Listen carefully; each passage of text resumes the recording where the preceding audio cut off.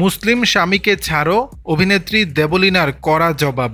ওপার বাংলার অভিনেত্রী দেবলীনা ভট্টাচার্য ইসলাম ধর্মের অনুসারী প্রেমিক শাহনেওয়াজ শেখকে বিয়ে করায় বেশ কটাক্ষের শিকার হন। এবার পাক ভারত যুদ্ধ শুরু হতে একই কারণে কটাক্ষের শিকার হলেন পাকিস্তানি এক নেটিজেনের। দেবলীনাকে মুসলিম স্বামী ত্যাগ করতে বলে কটাক্ষ করা হয়েছে, যদিও এর মুখ্যব জবাব দিয়েছেন দেবলীনা।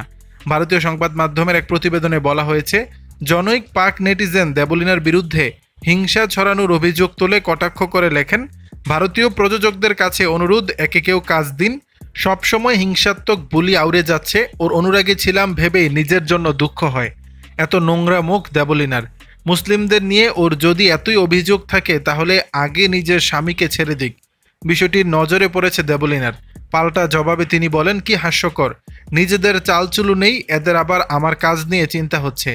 গিয়ে নিজের দেশ আর সন্ত্রাসবাদীদের ক্যাম্প সামলা যা।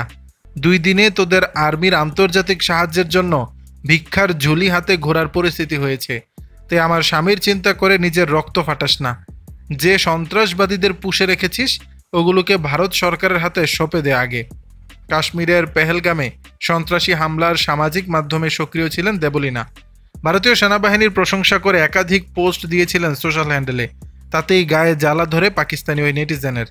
প্রসঙ্গত, 2022 সালের ডিসেম্বরে নিজের জিম প্রশিক্ষক শাহনেওয়াজ শেখকে বিয়ে করেছেন দেবলীনা ভট্টাচার্য।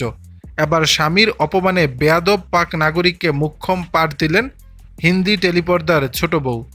দর্শক, বিষয়টি নিয়ে আপনাদের মতামত জানাবেন নিচের কমেন্ট বক্সে।